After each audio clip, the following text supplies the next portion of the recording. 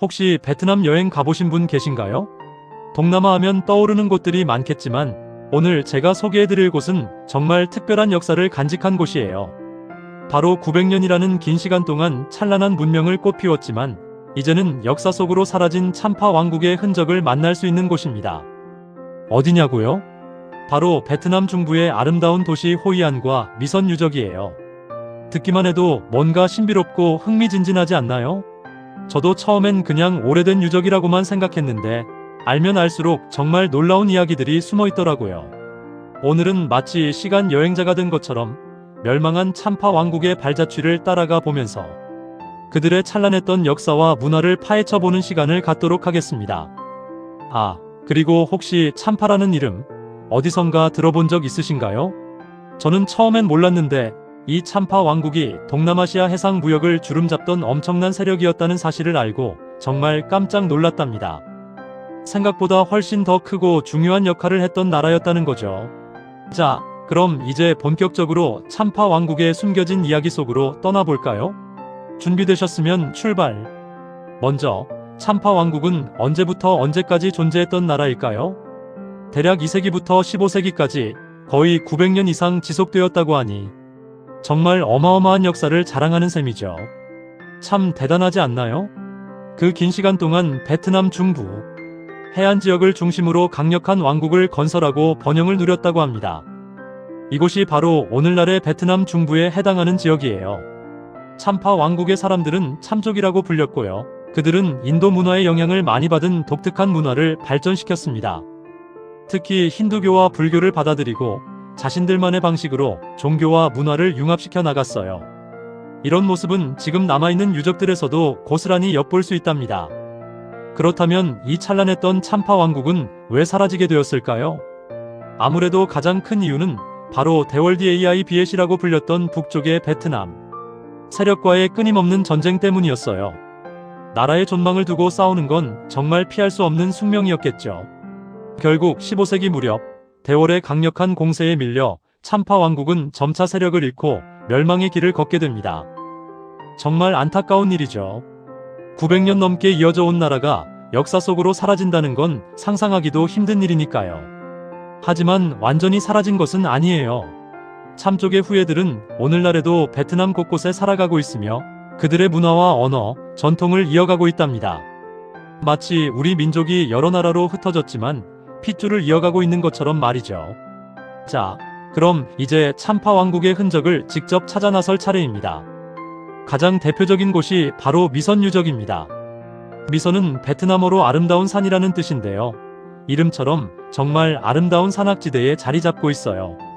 이곳은 마치 캄보디아의 앙코르와트나 인도의 타지마할처럼 참파 왕국의 정신적인 중심지이자 종교적인 성지 역할을 했던 곳이랍니다.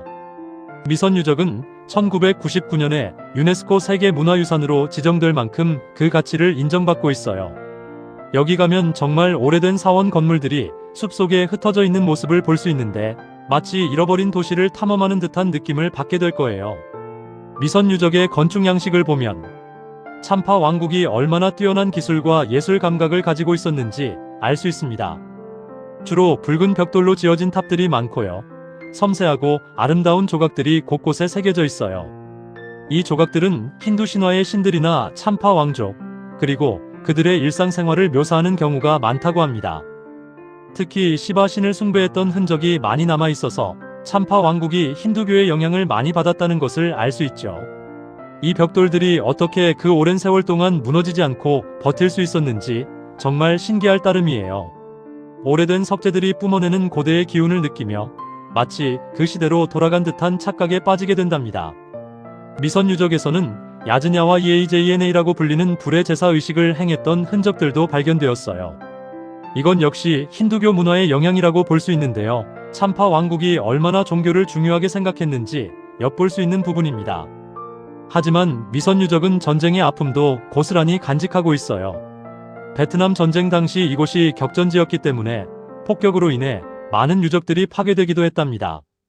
그래서 지금 우리가 보는 미선은 당시의 모습 그대로는 아니지만 그래도 남아있는 유적들을 통해 그들의 위대했던 과거를 충분히 짐작해 볼 수 있어요.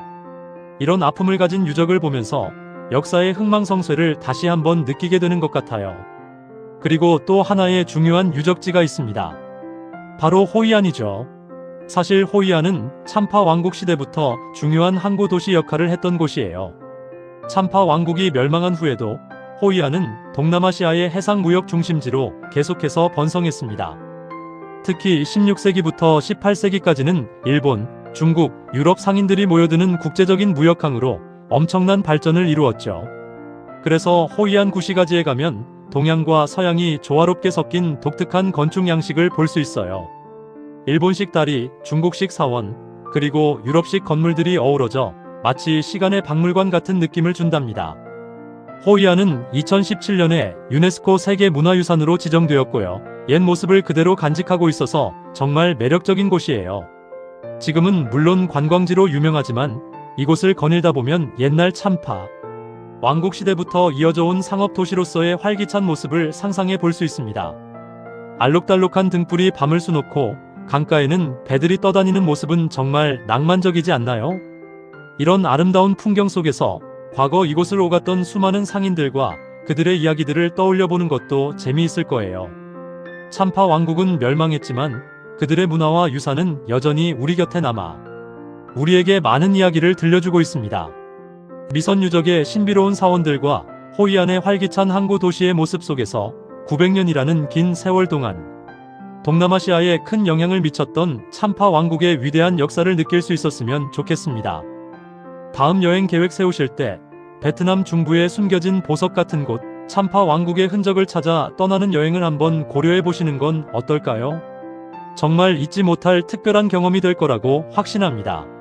오늘 이야기는 여기까지고요. 다음 시간에 더 재미있는 이야기로 돌아올게요. 안녕!